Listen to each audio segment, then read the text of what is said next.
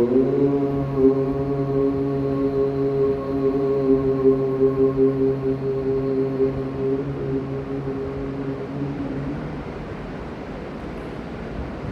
ब्रह्माणं विदधाति पूर्वं यो वै वेदांश्च प्रहिणोति तस्मै तमहदेवम् आत्मबुद्धिप्रकाशं मुमुक्षुर्वै शरणम् अहं प्रपद्ये। ॐ शान्ति शान्ति शान्ति। शङ्करं शङ्कराचार्यं केशवं बादरायणं सूत्रभाष्यकृतौ वन्दे भगवन्तौ पुनः पुनः। ईश्वरो गुरुरात्मेति मूर्तिभेदविभागिने व्योमवद्व्याप्तदेहाय दक्षिणामूर्तये नमः। गुरुर्ब्रह्मा गुरुर्विष्णु गुरुर्देवो महेश्वरः गुरुः साक्षात् परं ब्रह्म तस्मै श्रीगुरवे नमः। बोलिए सच्चिदानंद भगवान की जय। सद्गुरुदेव महाराज की जय। श्रीमद् देवी भागवत महापुराण की जय। ओम नमः पार्वती पतये हर हर महादेव।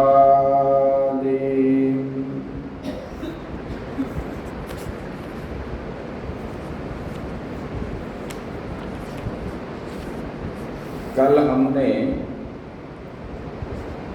श्रवण कर रहे थे गुण के बारे में और उसके बाद यज्ञ के बारे में सुने थे।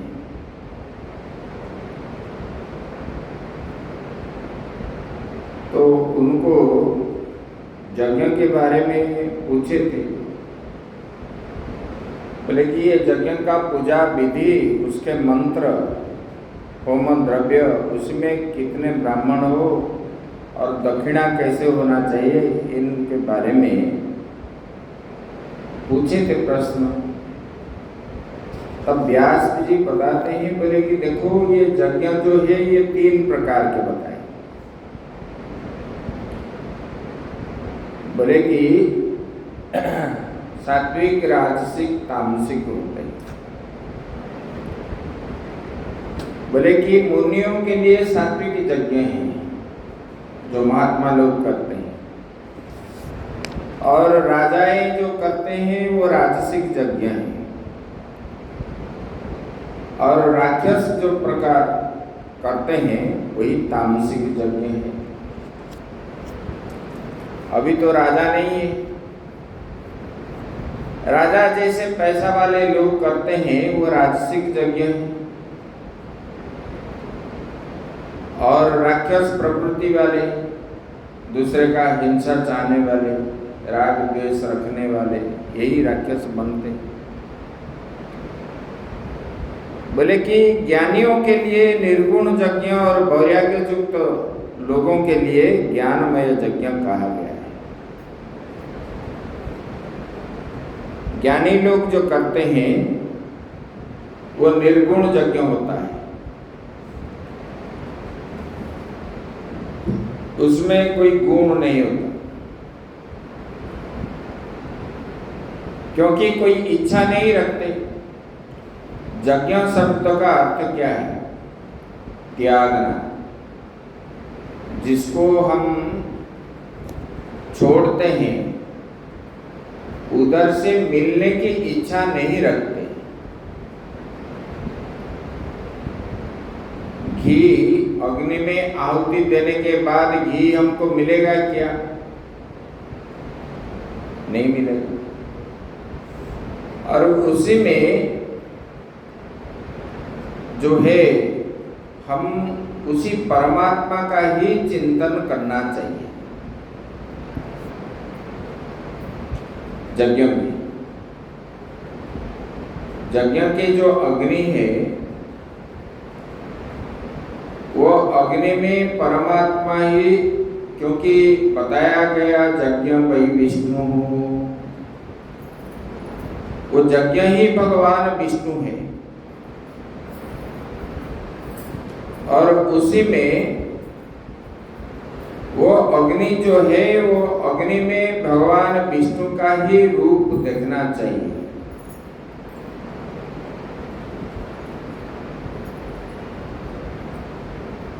तो वही बोले कि देखो, ज्ञानियों के लिए निर्गुण यज्ञ, ज्ञानी जो है वो क्या मानते हैं? ज्ञानी मानते हैं कि मेरे में जो है उसी में भी वही है। इसी प्रकार भाव रखते हैं और उसी में कोई गुण नहीं रहता।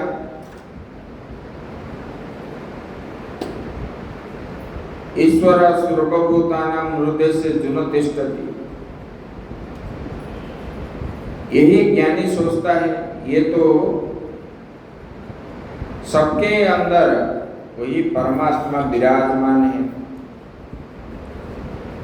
इसमें इसी हिसाब से सबको समभावापन्न हो करके वो करते हैं। और ज्ञान यज्ञ बताएंगे, वैराग्यवान महात्मा लोग जो करते हैं, ये जो यज्ञ है ये ज्ञान यज्ञ है। इसमें कोई इच्छा नहीं रखते मुझे ऐसा मिल जाए कि लोग कुछ दे, ना इसमें कुछ खर्चा भी है। क्योंकि जो सुनते हैं वो कुछ दक्षिणा के रूप में देना चाहिए सुनने वाले को, लेकिन बोलने वाले कभी इच्छा नहीं रखते। और जो इच्छा रखते हैं वो ज्ञान यज्ञ नहीं है।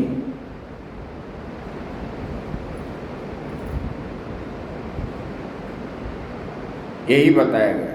बोले कि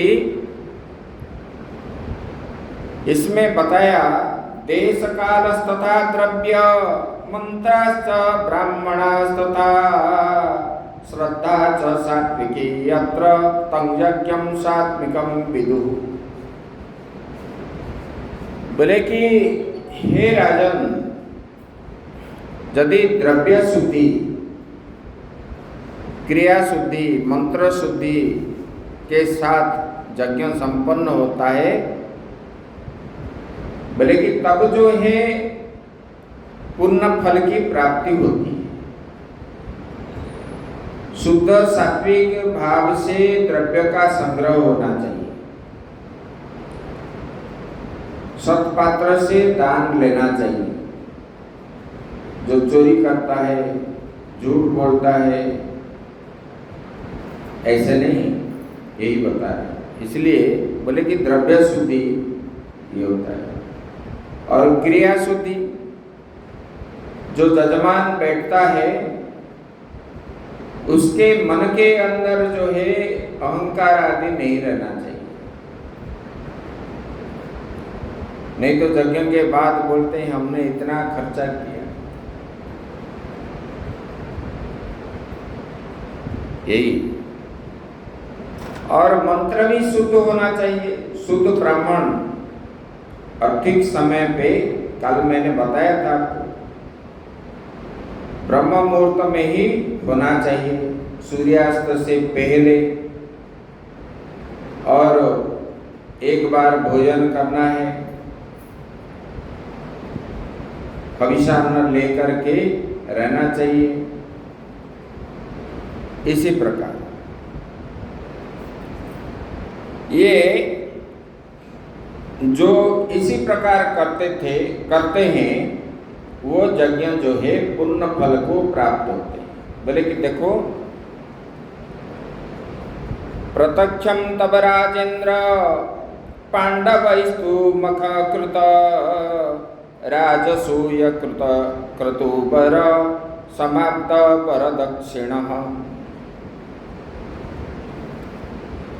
बोले कि लोग जो है यज्ञ करते हैं, बोलते हैं कि हमको तो फल नहीं मिला, बोलते हैं कि नहीं?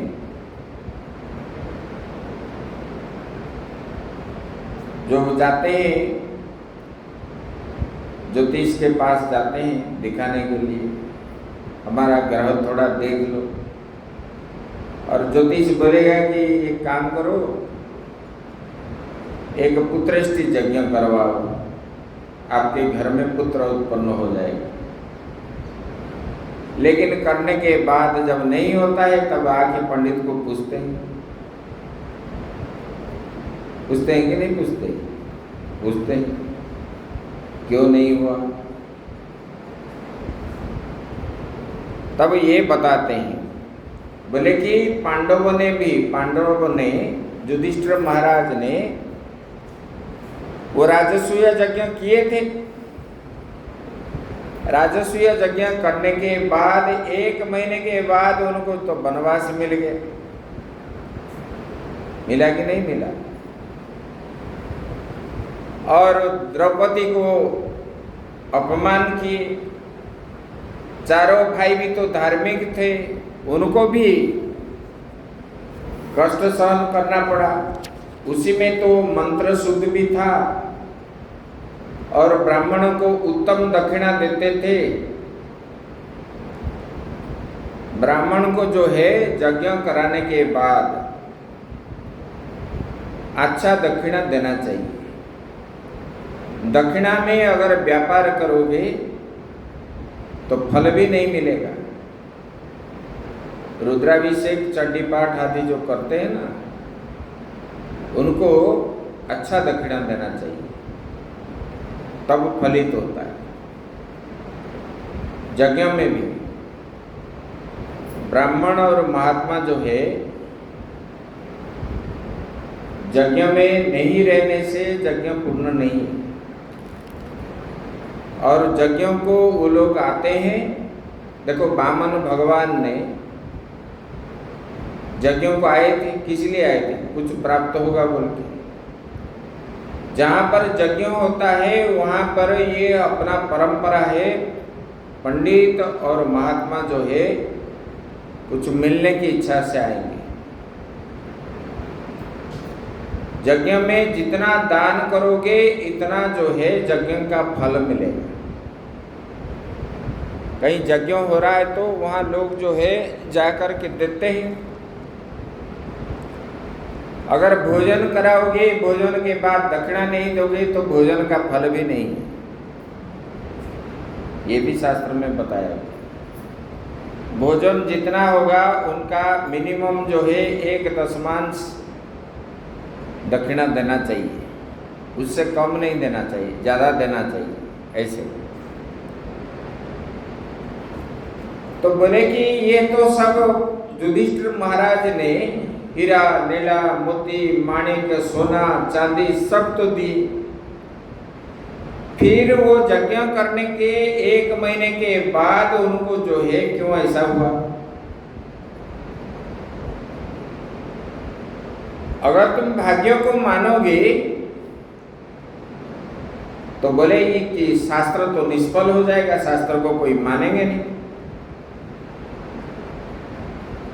ये जो शास्त्र में मंत्र आदि कहा गया है, अगर इसमें कुछ फल नहीं मिलेगा तो लोग मानेंगे नहीं, वेद को मिथ्या मानेंगे।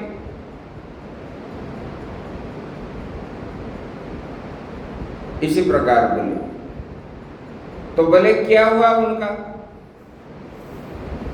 किमंत चिंतयं वै धर्म वैगुण्य कारणम केशव सती देवेशे धर्मपुत्रे युधिष्ठिरे।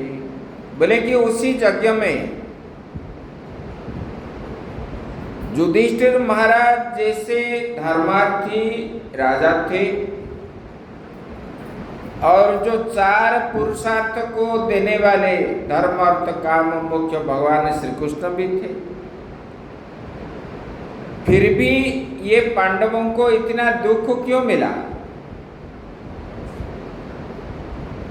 तो बोले कि ये अगर करोगे, बोले कि साधनम निष्फलम, ये साधन ही निष्फल है। बोले कि ऐसा नहीं है। बोले कि कर्म हम करने पर अगर विपरीत फल मिलता है तो विद्वानों को सोचना चाहिए, तो इसमें कोई अवश्य गलती रह गई है।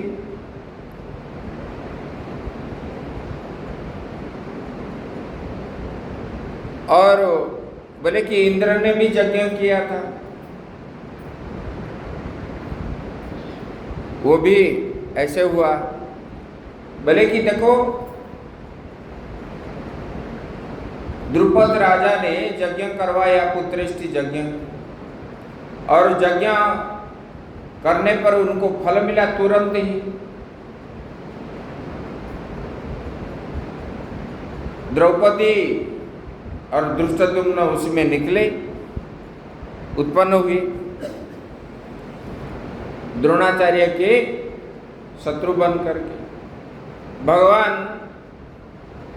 मतलब दशरथ जी ने पुत्रेष्टि यज्ञ किए, तो भगवान राम, लक्ष्मण, भरत, शत्रुघ्न 4 पुत्रेष्टि यज्ञ किए, तो वो तो उनको भी फल प्राप्त हुआ।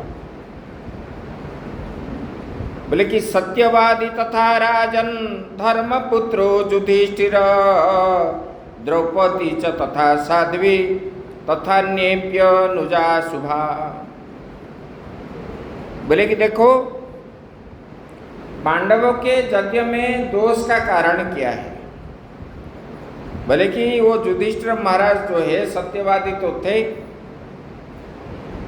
और द्रौपदी जो है सती है, साध्वी है, और उनका यज्ञ क्यों निष्फल हुआ? बोले कि इन लोगों ने अभिमान पूर्वक यज्ञ किया था क्या? बोले कि ऐसा नहीं है।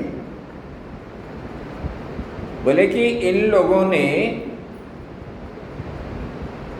जो धन उपार्जन करके लाए थे यज्ञ के लिए, वो धन सही नहीं था। राजाओं के साथ युद्ध करके उन्होंने धन लाए थे, चक्रवर्ती सम्राट पहले बने, बाद में राजसूय यज्ञ किए। उसी में सब राजा तो सही नहीं थे, धर्मार्थी नहीं थे, कुछ भी धर्म विरोधी थे, और इनका बल हुआ, उनको युद्ध में हराया या परास्त किया या मरे, इसी प्रकार। बोले कि इसलिए उनको जो है इसका विपरीत फल मिला। बोले कि देखो, अहंकार त्याग करके ही यज्ञ करना चाहिए। ये मुनियों का यज्ञ को श्रेष्ठ क्यों माना जाता है? मुनीनां मुख्य कामानां विरक्तानां महात्मनां मानसस्तु स्मृतो यागः सर्वसाधन संयुक्तः। बोले कि ये जो है ऋषि मुनि जो यज्ञ करते हैं, वो कुछ अपने पाने के लिए कुछ नहीं करते हैं, वो तो मोक्ष की कामना के लिए करते हैं। मोक्ष के लिए करते हैं और संसार का उन्नति होने के लिए, सब लोग सुख सुविधा से रहे, आरोग्य रहे, इसी प्रकार विचार से महात्मा लोग करते हैं। इसलिए उनको जो है फल मिलता है। बस उन्होंने जो यज्ञ कर रहे हैं उनका द्रव्य शुद्धि भी है और उनका क्रिया शुद्धि भी है, और इधर क्या है, मंत्र शुद्धि भी है। तो जहां द्रव्य शुद्धि नहीं, क्रिया शुद्धि नहीं, अभी जो जाते हैं, अभी जो हलवाई सब आते हैं भोजन बनाने के लिए, वो लोग जाते हैं, हम देख रहे हैं, उधर लघु शंका जाएंगे, हाथ पैर भी धोएंगे नहीं, और इधर आके बनाएंगे, वो भोग लगेगा। सब जगह में है ये, आप लोग भी यही करते हो, तो उसी में आपको फल क्या मिलेगा? विपरीत फल मिलता है। इसकी वजह से बाहर शुद्धि से अंतर शुद्धि होता है।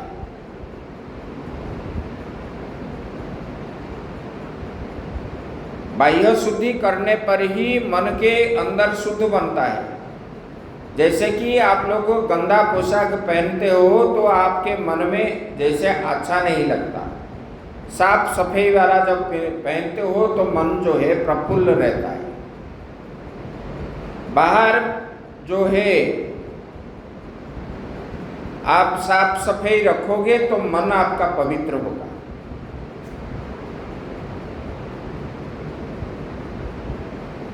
बोले कि शरीर शुद्धि से मन की शुद्धि होती है, दान करने से आपका धन की शुद्धि होगी। दान नहीं करोगे तो धन शुद्धि नहीं होगी। दान मतलब चाहता है नहीं देना है, जिनको चाहिए, भूखे को भोजन दो, और जिनके पास है नहीं, जिनको देने से वो काम पे आएगा, ऐसे दान करना चाहिए। मान लो किसी को एक वस्त्र दिया, जिनके पास वस्त्र नहीं है, आप वस्त्र देने से पहनेगा, उसको देना चाहिए। इसलिए भगवान ने गीता में बताया, अपात्रेभ्यश्च दीयते, अपात्र में दान नहीं करना चाहिए। आप शराब पीने वाले को 50-100 रुपया दोगे तो वह क्या करेगा? जाके शराब ही पिएगा।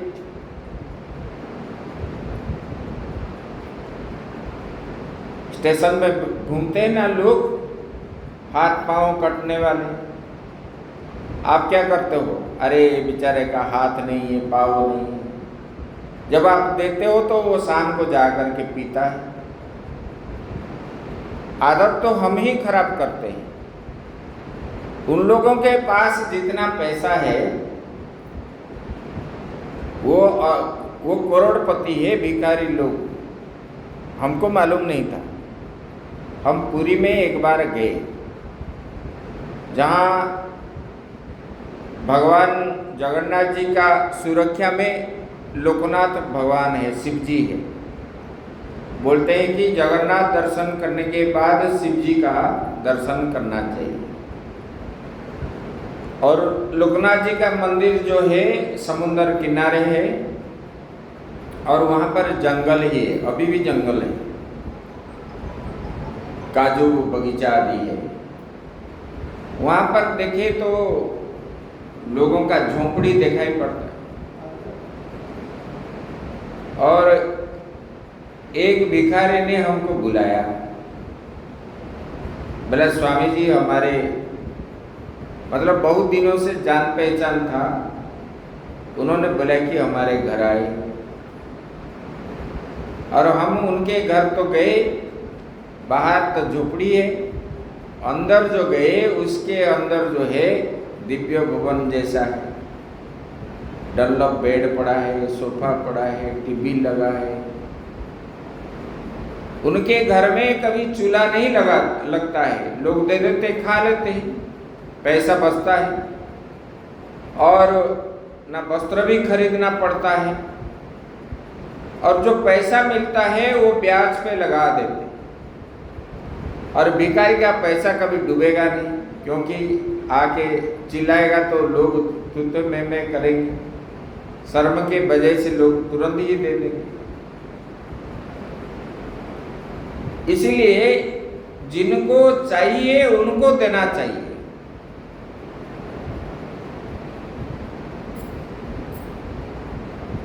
तो बोले कि ये जो है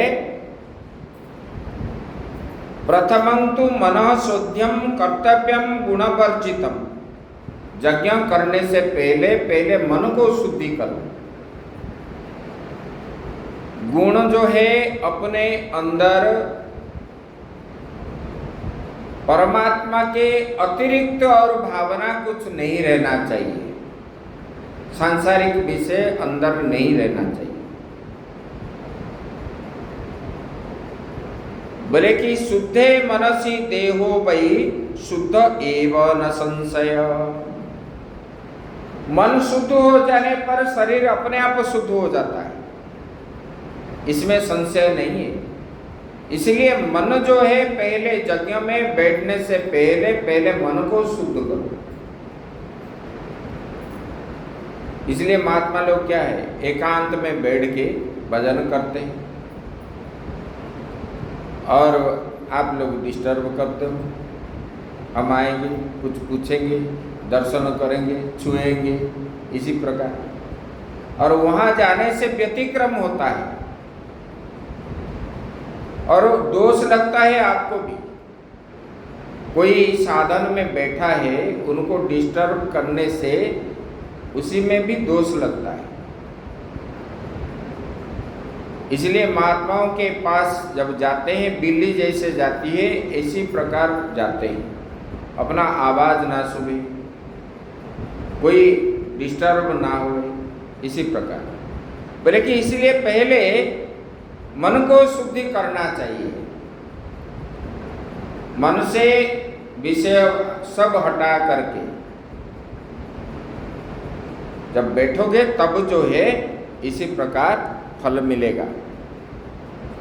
बोले कि ये महात्मा क्या करते हैं, बोले कि मानसिक यज्ञ करते हैं, इसलिए उनको जो है फल मिलता है।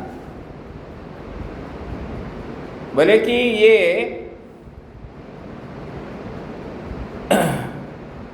अंदर जो ध्यान में बैठते हैं,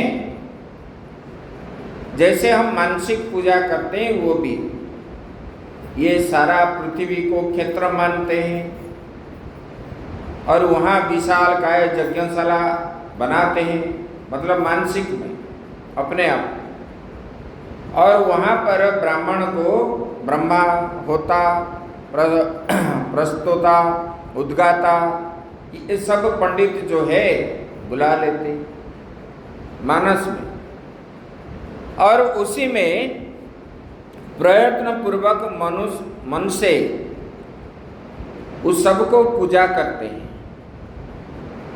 यज्ञ मंडप में जो 16 खंबा है, वो खंबा भी जो है देवता है,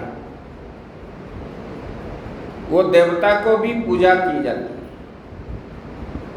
और यज्ञ मंडप के अंदर जा करके वो खंबे को ऐसे भार नहीं देना है, उसके ऊपर सामान भी नहीं रखना चाहिए, वो देवता है। यज्ञ मंडप के अंदर नहीं जाना चाहिए, ये तो शास्त्र में बताया गया। बोले कि वहां पर वो क्या करता है, मन के अंदर ब्राह्मण आदि को वर्ण करते हैं, वर्ण करके और अंदर ही खुद अपने आप मंत्र बोल करके, मतलब ध्यान में वो क्या है, आहुति डालते हैं। किसी भी प्रकार का विषय का चिंतन नहीं रहता उस मुनियों ने जो यज्ञ कर रहे हैं महात्मा लोग। मन एव तदा होता यजमानस्तथैव यज्ञन्ति देवता ब्रह्म निर्गुणम च सनातनम। बोले कि पराशक्ति फल को प्रदान करने वाली उन वैराग्यदायिनी कल्याणकारी ब्रह्म विद्या समस्त जगत की आधार स्वरूप है। बोले कि उसी को ही चिंतन करके ये महात्मा लोग यज्ञ में आहुति डालते हैं। देखो, सबको वर्जित कर लिए और उसी में आंख बंद करके सबको निमंत्रण करके उसी में जो मंत्र बोलते हैं, स्वाहा करते हैं, उसी में अपने आहुति डालते हैं। अपना काम, क्रोध, लोभ, मोह, मद, मच्छर सब कुछ, तब जो है वो यज्ञ उनका फलित होता है। और हवन के बाद उन्होंने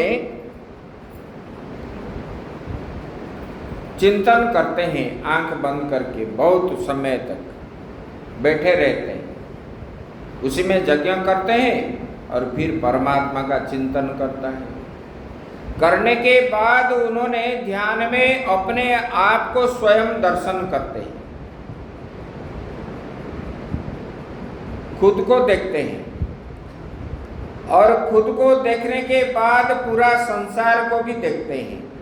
जैसे अर्जुन ने विश्व रूप में भगवान के गर्भ में सब कुछ देखा, यशोदा ने भगवान के मुख में सारा ब्रह्मांड को देखने लगे।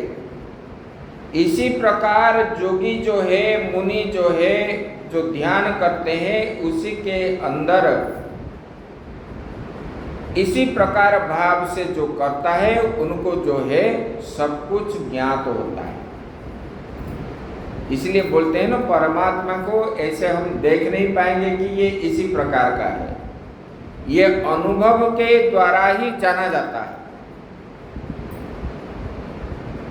और वो जब अपने आप को देखता है, फिर जो है ब्रह्मांड को देखता है, सारे जीव जंतु आदि देखते हैं, दिखता है वो।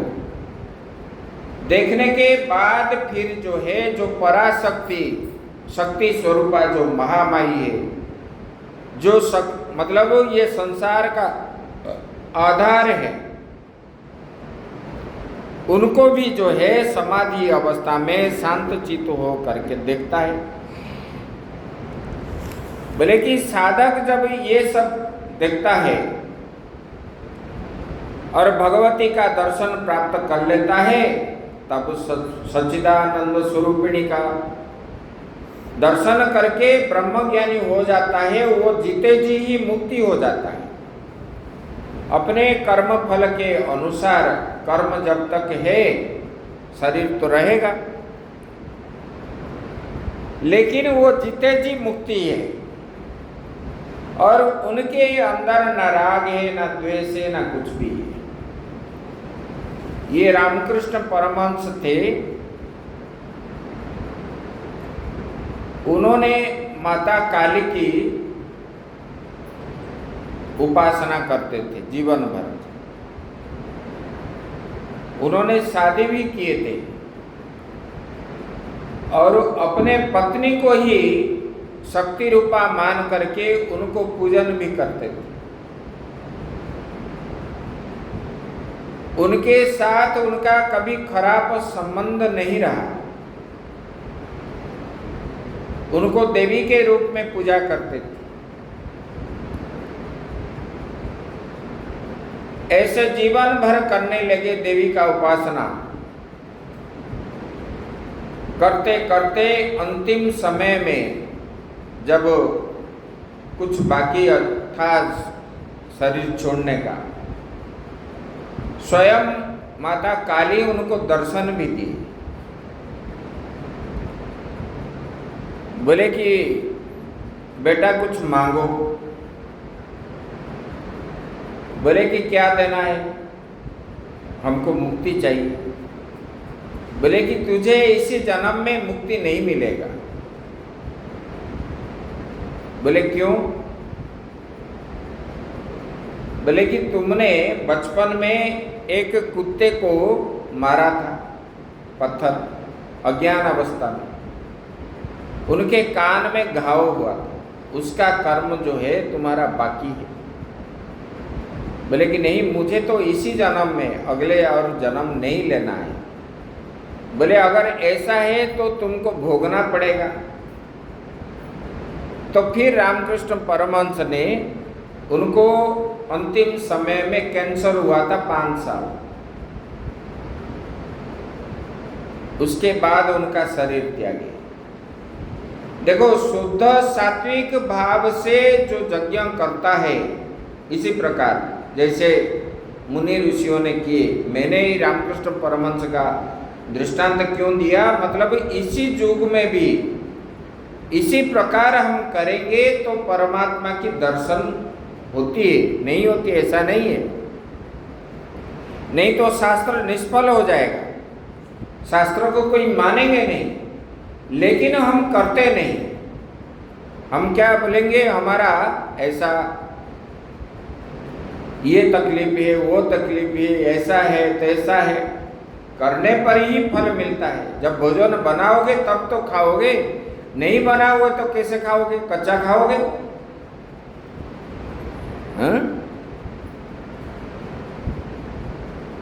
इधर जो दुख आता है तब क्या बोलते हो, भगवान दुख दे रहे। भगवान क्यों दुख देंगे?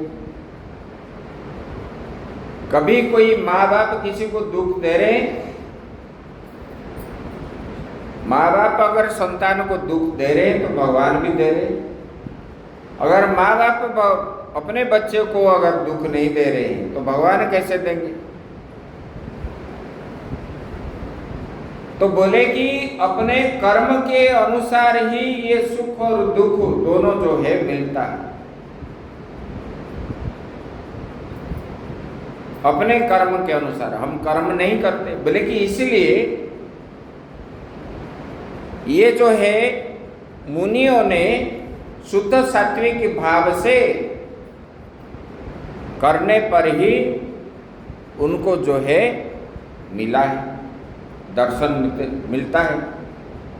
और देवी आविर्भाव होते हैं पराशक्ति के रूप में। बोले कि ऐसे पहले युग में विष्णु ने भी ऐसे यज्ञ किया था, जिन्होंने वो यज्ञ के द्वारा उनको फल मिला। देवी यज्ञं कुरु स्वाद्य विततं विधि पूर्वकं विष्णुनांग्य कृत पूर्वं सृष्ट्यादौ नृपसत्तमः। बोले कि ये विधि पूर्वक जो है ये देवी यज्ञ करने से उसको फल मिलता है। जो विधि विधान के अनुसार करते हैं और विधान के अनुसार करेंगे नहीं, और फल कैसे मिलेगा? देखो, यज्ञ कुंड भी नियम के अनुसार होना चाहिए। यज्ञ जो शाला है वो यज्ञशाला भी अपने नियम के अनुसार होना चाहिए, और द्रव्य भी शुद्धि होना चाहिए, शुद्ध सात्विक। मंत्र बोलने वाला पंडित जो है वो भी शुद्धि होनी चाहिए। और लोभी ब्राह्मण को, लोभी लालची करने वाले पंडित अगर बैठेंगे तो आपका कर्म जो है कभी सफल नहीं होगा। इसलिए शास्त्र में बताया गया, असंतुष्टा द्विजानष्टा। जो असंतोष होने वाले पंडित जो है वो फल नहीं देता है कर्म करने पर। जो हर समय संतोष रहता है। पंडित और महात्मा का काम क्या है? पहले सृष्टि के प्रारंभ से लेकर के अभी तक हो रहा था। अभी ये जो दूसरे का शासन आ गया भारत में, तब से यहाँ बदलाव आ गया। ये ब्राह्मण जो है, महात्मा जो है, समाज की कल्याण चिंता करने वाले हैं। राजाओं ने ब्राह्मण और महात्मा के लिए भोजन की व्यवस्था, रहने की व्यवस्था करते थे। तनख्वाह हिसाब से नहीं मिलता था और ये करते थे। तब जो है ये नियमित चल रहा था। जब विधर्मी आए, कितने साल, 1000 साल जो है पराधीन जैसे हमारे भारत रहा। हूण आए, तातार आए, मुगल आए, पठान आए, अंग्रेजी आए। ये इन लोगों का जो है अपने अपने चिंताधारा जब प्रकट करने लगे, देखो इतने बड़े बड़े राक्षस हुए, यज्ञ बंद करने के लिए उन्होंने पूरा घोषित कर दिए। कभी सनातन धर्म जो है वो कभी लुप्त नहीं हुआ, कोई बंद भी नहीं कर पाया, चलता रहता है। किसी ना किसी धर्मार्थी के द्वारा ये धर्म की रक्षा होने के कारण ही ये संसार चलती। अगर धर्मार्थी नहीं रहते संसार में तो ये पृथ्वी जो है कब से मतलब लुप्त हो जाती। धर्म के बल पर ही ये सब चलता है। बोले कि ये मन से वैराग्य होना चाहिए, निर्मल मन से सोचना करना चाहिए। बोले कि पृथ्वी, जल, आकाश, अग्नि, वायु ये पंचभूत महाभूत से निर्मित, इसमें ये शरीर है और मुझे क्या दुखदाई है, ये शरीर दुख भोगता है। ये तो शरीर मेरा है, लेकिन मैं तो शरीर नहीं हूँ। ये शरीर किससे बना हुआ है? ये शरीर मिट्टी से बना हुआ है, अन्न से बना हुआ है, पृथ्वी, जल, तेज, वायु, आकाश से। इसलिए इनके साथ मेरा संबंध नहीं है। मेरा संबंध जो है इसलिए है कि वो रहने के कारण ही उसी के अंदर में निवास करता हूँ। इसका मतलब नहीं कि मैं शरीर हूँ। जैसे कि हम घर में निवास करते हैं तो ये घर हम हो गए क्या? घर हमसे अलग है। इसलिए ये शरीर के अंदर आत्मा का आश्रय स्थल होने के कारण ये शरीर हमारा है, ऐसे हम मानते हैं। लेकिन हम शरीर नहीं है। ये शरीर जो है हमसे अलग है। बोले कि इसी प्रकार भाव मन में जब होता है तब वैराग्य बनता है। तो बोले भगवान विष्णु ने सोचने लगे यज्ञ करने के लिए, और उन्होंने यज्ञ भी किए, देवी का यज्ञ, सबको बुलाया। ब्रह्मा, महेश और इंद्र, वरुण, गंधर्व, किन्नर सबको बुलाए। बुला करके सुमेरु पर्वत के ऊपर ये देवी का यज्ञ करवाए। और वहाँ पर अत्रि, वशिष्ठ, पुलह, पुल्यस्त ये सब ऋषियों को बुलाए, नारद आदि सबको बुला करके उन्होंने यज्ञ करवाए। और ये जो यज्ञ है,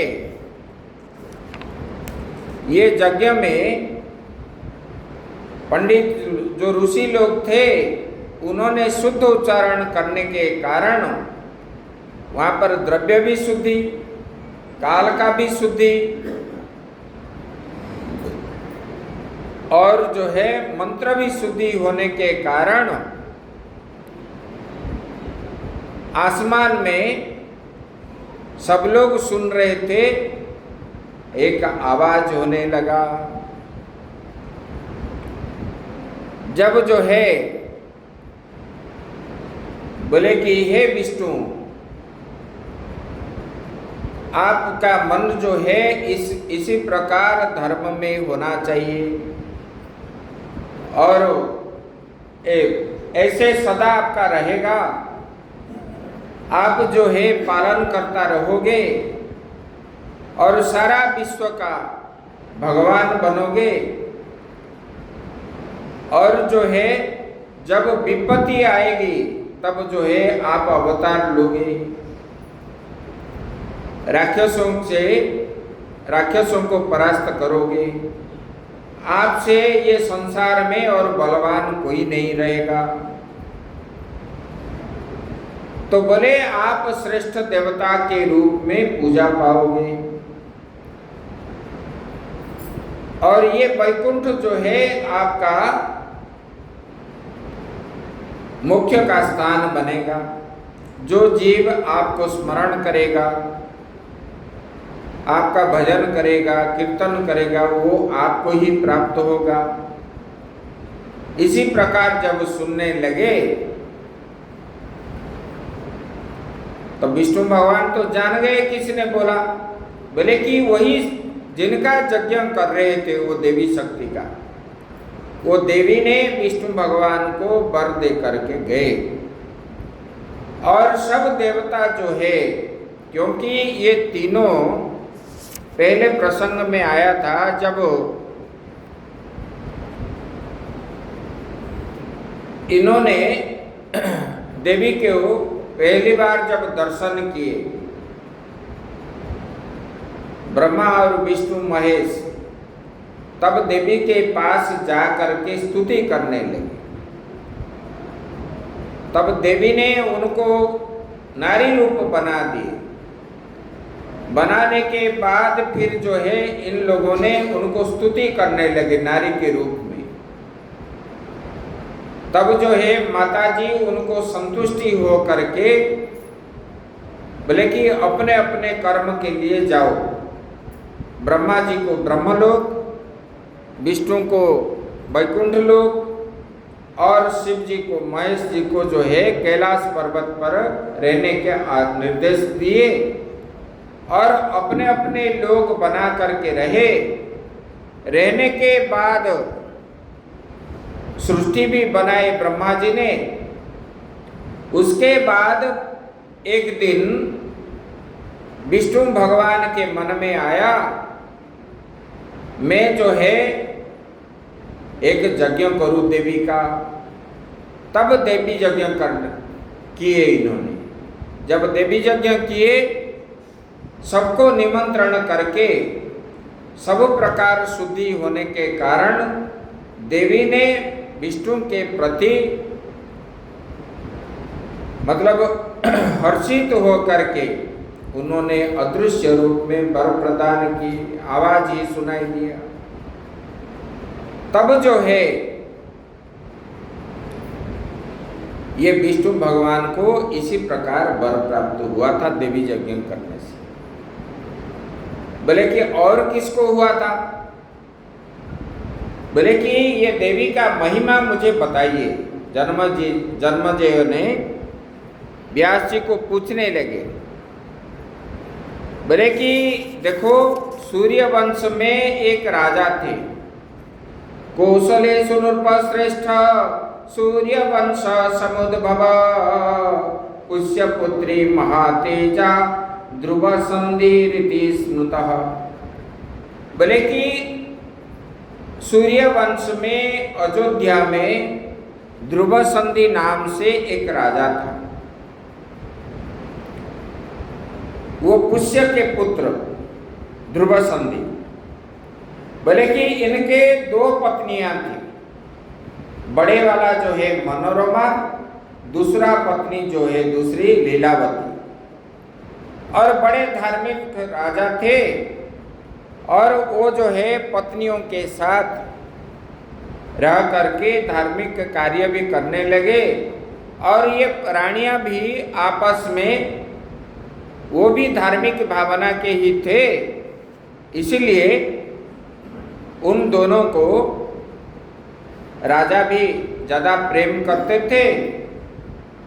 पहले लोग जो है जिनका मन धर्म में लगा रहता था, उसी को ही सब लोग प्रेम करते थे।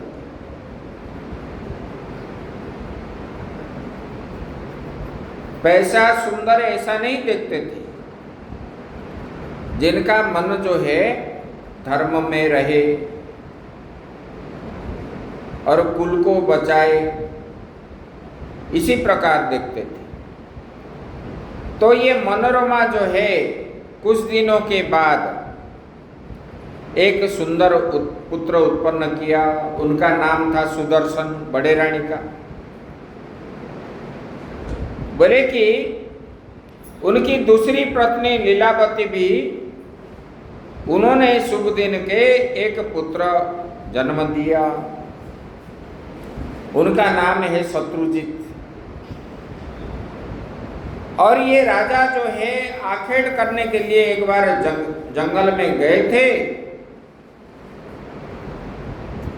और ध्रुवसंधि वहां जाते जाते बहुत जीव को मारने लगे और एक सिंह के सामने आ गए। वो सिंह बड़ा क्रोधित हो गया, उन्होंने तीर मार दिया और उन्होंने गुस्सा होकर के राजा के पास आया और अपने नख से विदीर्ण करने लगा। राजा तलवार से उनको भी चलाए, उनके अंग प्रत्यंग उनका भी क्षत कर दिए। उनके साथ जो प्रजाजन थे उन्होंने भी सिंह को बहुत मारा, राजा को क्षत विक्षत देख करके। लेकिन उन्होंने ये ध्रुवसंधि को मार दी। जब मार दिए तब प्रजाओं ने सब मिल करके वो सिंह को मार दिए। उसके बाद आकर के मंत्रियों को बोलने लगे कि राजा ऐसे चले गए। तब जो है मंत्रियों के अंदर बातचीत होने लगे। तब जो है सुदर्शन बड़ा पुत्र था, उनको राजा बना दिए। फिर जो है दूसरे पत्नी का पिताजी जो है उन्होंने आकर के बोले ऐसे कैसे कर दिए, उनका धर्म में मन नहीं है, लोगों के प्रजाओं के साथ जो है अच्छा बातचीत नहीं करने वाले, तो इसीलिए शत्रुजित को राजा बना दो। इसी प्रकार आपस में लड़ाई जब होने लगे तब मनोरमा ने, बड़े रानी जो है, अपने पुत्र को जो है सुदर्शन को लेकर के वशिष्ठ आश्रम में चले गए और उन्होंने जाकर के उन्होंने वहां पर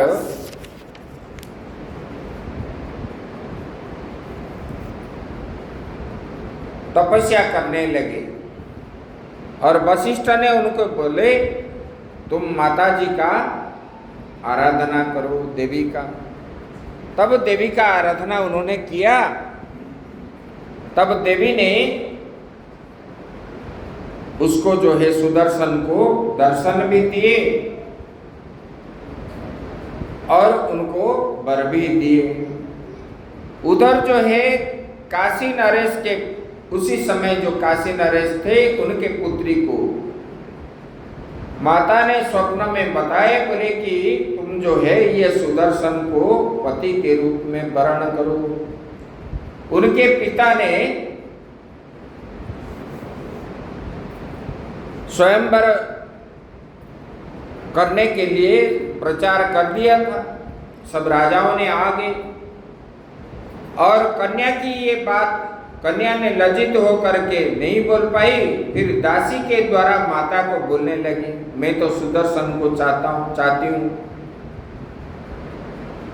तो उन्होंने, माता ने समझाया, पिता ने भी समझाया, लेकिन ये जिद्दी होने के कारण उन्होंने मना किया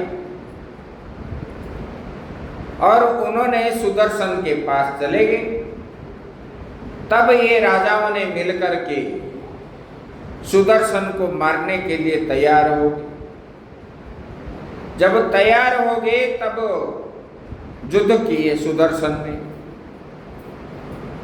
और देवी स्वयं आकर के सुदर्शन के साथ, राजाओं के साथ उन्होंने युद्ध भी किए। सब राजाओं ने परास्त हो गए और चले गए और देवी ने उनको वर दिए दोनों को। इसी प्रकार देवी यज्ञ जो है निष्ठा के साथ शुद्ध सात्विक भाव से जो करता है, देवी उनको दर्शन देते हैं और देवी का जो है आशीर्वाद प्राप्त होता है।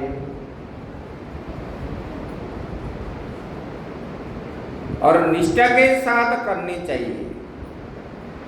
द्रव्य भी शुद्ध होना चाहिए, स्थान भी शुद्ध होना चाहिए, मंत्र भी शुद्ध होना चाहिए।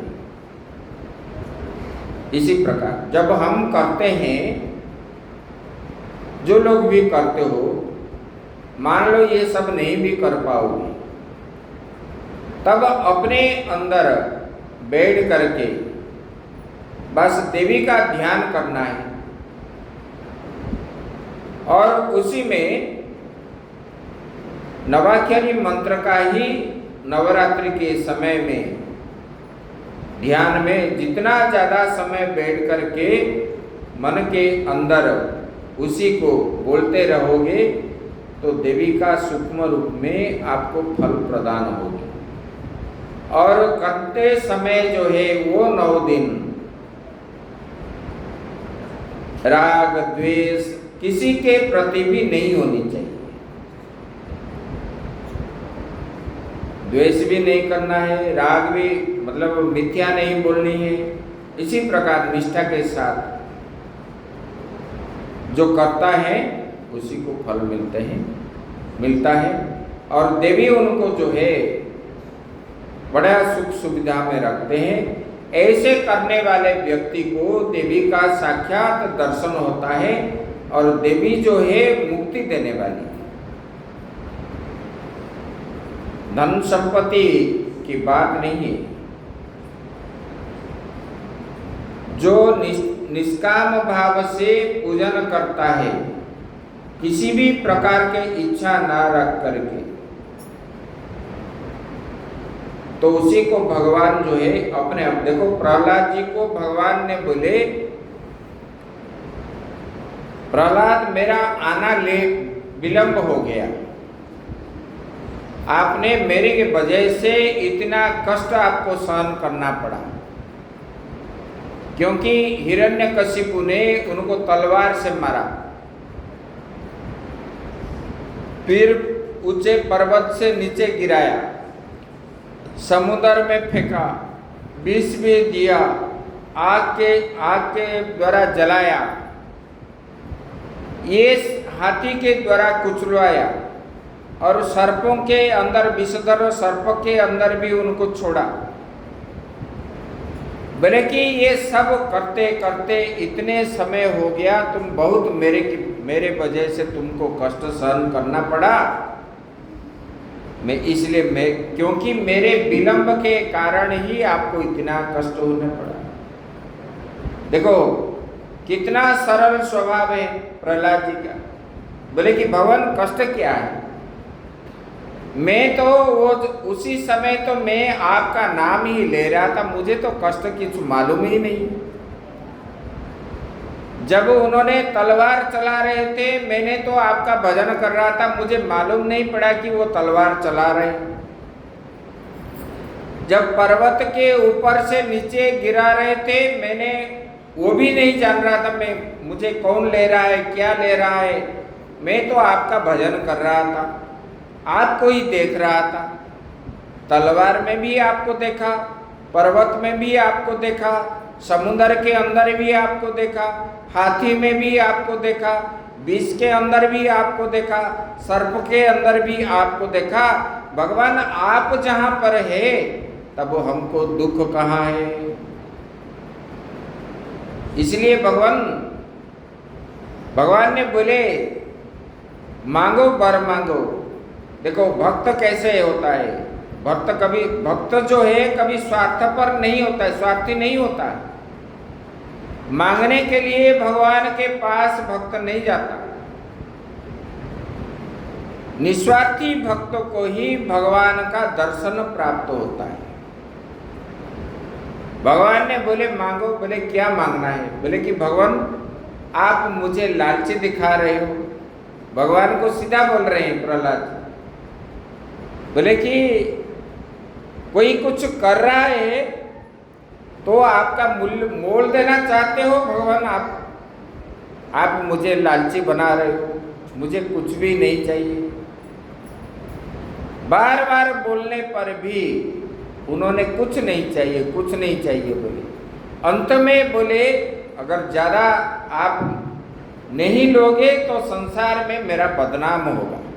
आप इतने दिन तपस्या किए, मैंने आपको प्रसन्न हुआ, फिर आपने नहीं लोगे, तब जो है प्रहलाद जी ने बोले अगर ऐसा है देना चाहते हो तो मेरा पिता ने आपको बहुत कटु वचन बोला है, उनको जो पाप लगेगा उनको भगवान मुक्ति करवा दो, ऐसा मांगा।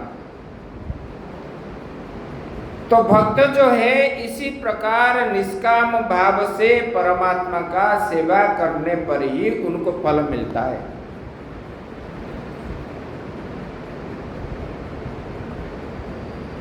बस इतना ही कह करके यही वाणी को विराम देते हैं। आगे की बात हम कल करेंगे। ओम पूर्णमदः पूर्णमिदं पूर्णात्